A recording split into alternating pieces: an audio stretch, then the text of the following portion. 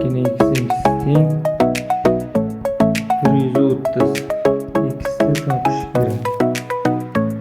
8'ning 2'ning kubini x yozuvimiz ham bo'ladi. 2'ning ikkinchisi teng 130.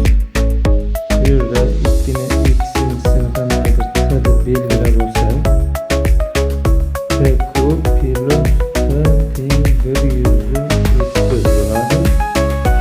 130 ham teng 26 ko'paytirib 5.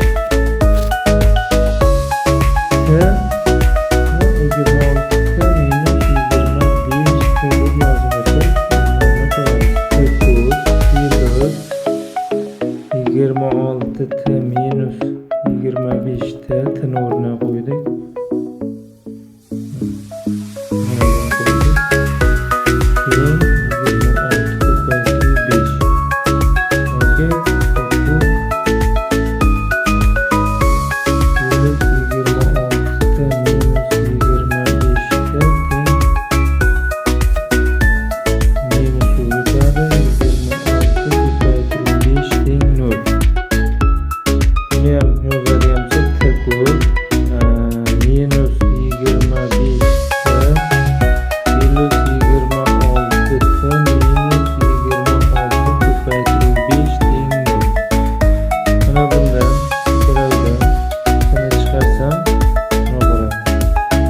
Kvadrat minus 25 bu ikkovidan 26 ni chiqarsak, to'g'ridan tashqariga t minus 5 teng 0. Ikkovida demak birinchi o'rinda mana buni ko'paytiruvchiga ajratib olsak, t minus 5 t plus 5 plus 26 t minus 5 teng 0. Umumiy ko'paytiruvchi ham t minus 5 to'g'ridan chiqarsak nima bo'ladi? T ko'paytiruv t plus 5 plus 26 teng 0.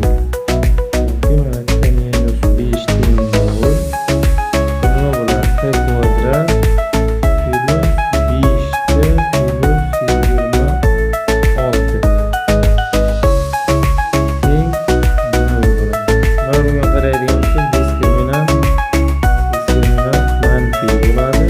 Bunda haqiqiy yechim yo'q. T teng 5 bizda yechim bo'ladi. Endi t deb nimani belgiladik? 2 darajasi x deb t deb belgilab oldik. Mana shuni yechishimiz kerak. 2 darajasi x teng 5. Mana shu yerda x topsak, logaritm 2 asosga ko'ra 2 darajasi x teng logaritm 2 asosga ko'ra 5.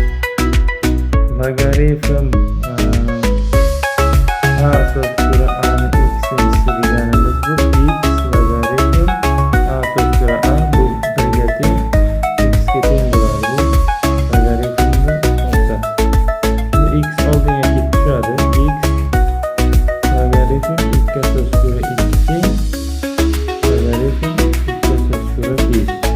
Bu 1 deb beradi. X teng logaritm 2 asosga ko'ra 5. Bu bizda tenglama yechimi. Endi tekshirib ko'ramiz. Tekshirish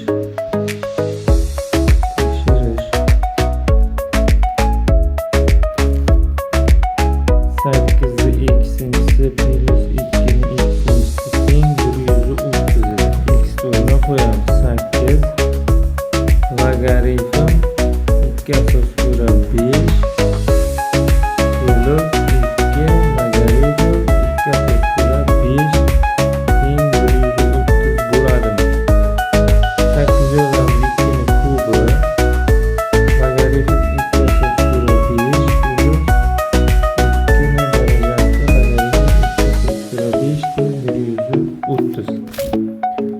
2 3 5 darajasiga chiqadi. Demak logaritm 2 asosga ko'ra 5 ning kubi plus